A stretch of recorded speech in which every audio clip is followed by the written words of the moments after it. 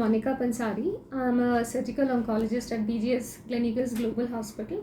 I mainly deal with women cancers, that is breast and gynec cancers, and I'm a HIPEC specialist too.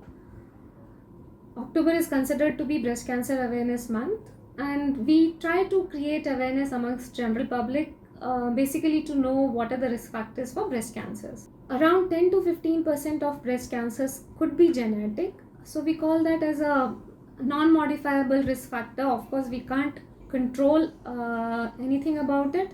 And then other group constitutes modifiable or external risk factors, extrinsic risk factors. So those extrinsic risk factors are mainly related to lifestyle disorders like unhealthy dietary habit, obesity, sedentary lifestyle, lack of physical activity, alcohol consumption, tobacco in any form could be dangerous. Other than that, oral contraceptive pills for a longer duration. Postmenopausal women, they take hormone replacement therapy that could also contribute to increased risk for breast cancers. There are few other risk factors like having first child after the age of 30 years, non-lactating women, especially those who have not fed their children. That can also increase the risk of malignancies in the breast.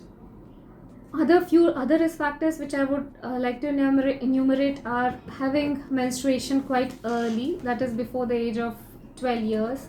Having menopause late after the age of 50 or 55 years can also increase the risk of breast cancers. The most important idea behind creating awareness is that we want our people to know that there are certain screening modalities which are available, and screening helps us in picking up the cancer at a very, very early stage. An early stage is the key for cure of breast cancer. So how do we do early detection? There are two simple modalities which are available. First is be breast aware. Means that you be aware of your own breast. If there is anything abnormal picked up by your own examination, you should get it checked. So what do we do for that? The thing is, what you're supposed to do is breast self-examination. So you should learn it from your clinician how to do breast self-examination. And whenever you do self-examination, if anything abnormal found, you need to get yourself checked. This is one way of picking up a lesion quite early. Second most important screening tool what we have with us is that we call it as mammogram. So we recommend all women above the age of 40 years should undergo annual mammogram. The idea again is this, that we need to pick up the breast cancer or a lesion abnormality at a very, very early stage, even before it becomes clinically evident. Why do we do that?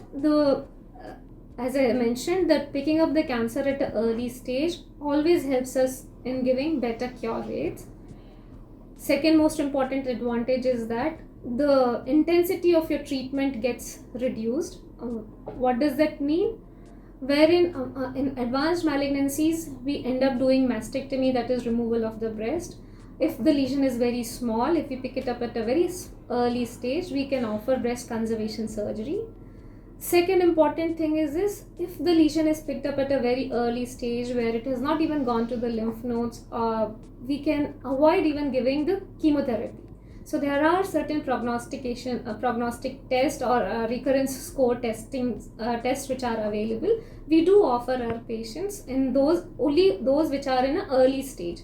So the idea behind is that we avoid the side effects of chemotherapy, or maybe early side effects or delayed side effects as well. So these are all the prognostic or recurrence scoring systems what we have.